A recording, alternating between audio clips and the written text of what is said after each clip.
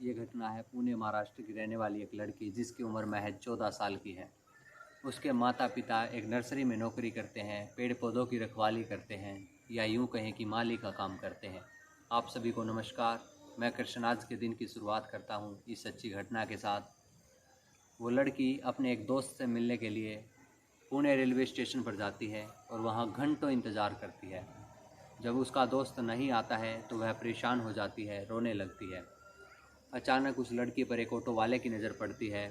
वो ऑटो वाला उस लड़की के पास उससे पूछता है कि तुम क्यों रो रही हो, क्यों परेशान हो। तो वो लड़की उस आदमी की उम्र देख, जो कि करीब 30 साल की थी, उसे अपनी पूरी बात बताती है कि वो बिना घर वालों को बताए अपने एक दोस्त से मिलने के लिए पुणे रेलवे स्टेशन पर आई है और वो उसका दोस्त नहीं आया।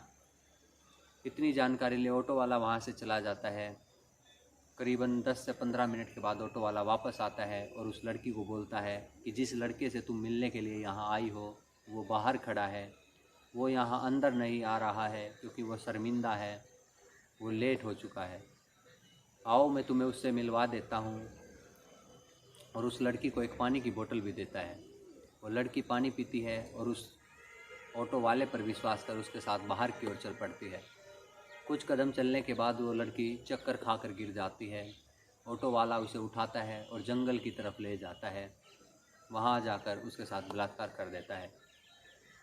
कई घंटों तक उसे अपने साथ रखता है। उसके बाद ऑटो वाला उसे एक लॉज में लेकर जाता है, जहाँ पहले से ही 10 से 12 लड़के इंतज़ार कर रहे थे। ये वाक़या 21 अगस्त रात 10 बजे शुरू होता है। वो लड़के उस लड़की को कमरे में ले जाते हैं। वहाँ ले जाकर उसके सारे कपड़े उतार देते हैं। वो लड़की परेशान हो जाती है, माफ़ी मांगती है क्योंकि उसका पहले भी बलात्कार हो चुका था। जब धीरे धीरे से होश में आती है तब तक उसके साथ 12 के 12 लड़के बारी बारी से रेप कर चुके थे। वो लड़की करीबन 24 घंटे तक उस कमरे के अंदर रहती है और वो 12 लड़के लगातार 24 घंटे तक उसके साथ बलात्कार पर बलात्कार करते हैं। उस लड़की की चीखें कमरे से बाहर आ रही थी। न जाने क्यों होटल मालिक को, आसपास के लोगों को उसकी आवाज़ें सुनाई नहीं दे रही थी। वो लड़की भूखी प्यासी तड़पती रहती है, पानी मांगती रहती है, लेकिन उसकी गुहार कोई नहीं सुनता। शाम हो जाती है, वो लड़की माफ़ी मांगती है। उन 12 लड़कों में से एक लड़के को दया आ जाती है और वो लड़का उसे दादर रेलवे स्टेशन पर छोड़ आता है। दादर रेलवे स्टेशन पर 2 सफाई कर्मचारी उसकी हालत देखकर उसके साथ बलात्कार कर देते हैं।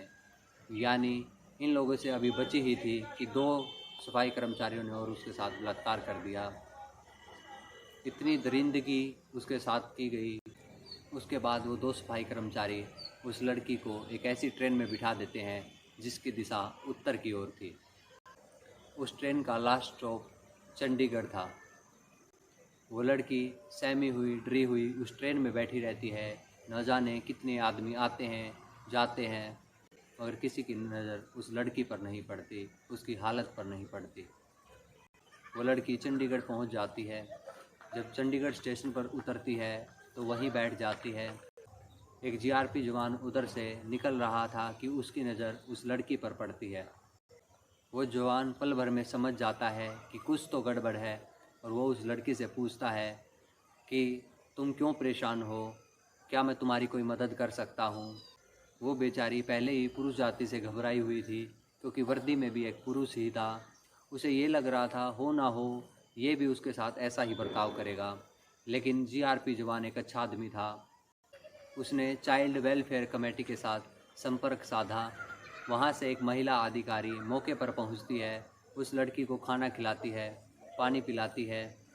उसके बाद उसके पास घंटों प्यार से उससे बातें करती है और उसे अपने विश्वास में ले लेती है।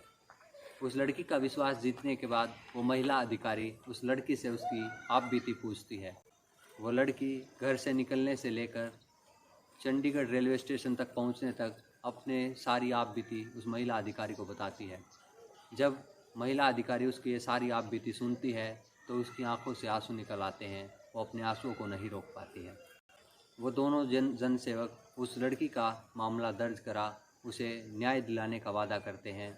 उधर लड़की के माता पिता ज़्यादा पढ़े लिखे नहीं थे, वो उसकी गुमशुदगी की रिपोर्ट पास के ही बनवाड़ी थाने में दर्ज कराते हैं। वहाँ की भी पुलिस बहुत अच्छी थी। आसपास के इलाकों में खोजबीन करती है, आसपास के इलाकों में लगे सीसीटीवी कैमरों को खंगालती है, उस लड़की के मोबाइल नंबर की सीडीआर निकलवाती है, मगर लड़की का कोई पता नहीं चलता। उसके बाद चंडीगढ़ पुलिस मुंबई पुलिस से कांटेक्ट करती है और लड़की को चंडीगढ़ से हवाई जहाज़ में मुंबई लेकर आती है।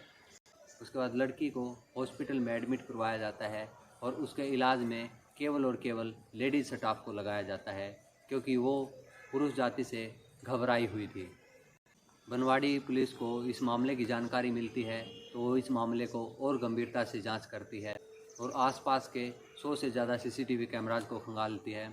उसके बाद जब पुणे रेलवे स्टेशन के सीसीटीवी कैमरे को खंगाला जाता है तो उसमें उस ऑटो वाले को जाते हुए दिखाई देता है और उस सीसीटीवी कैमरे में ऑटो का नंबर रिकॉर्ड हो जाता है। पुलिस ऑटो वाले को गिरफ्तार करती है। उसके बाद उस ऑटो वाले से पूछताछ कर अन्य 12 आरोपियों को काबू में लेती है। इस तरह से पुलिस लगभग 16 लोगों को गिरफ्तार करती है जो कि सीधे तौर पर इस वारदात से जुड़े हुए थे। मैं सैल्यूट करता हूं उस जीआरपी जवान को जिसने कि चाइल्ड वेलफेयर कमेटी से संपर्क साधा। मैं सैल्यूट करता हूं उस महिला अधिकारी को जिसने उस लड़की का विश्वास जीत उसकी आप बीती सुनी, आप बीती जानी और इस घटना को जानने का प्रयास किया और इस घटना को थाने तक ले जाने का काम किया। ऐसी ही सच्ची घटनाएं आपके समक्ष लाता रहूँगा। धन्यवाद।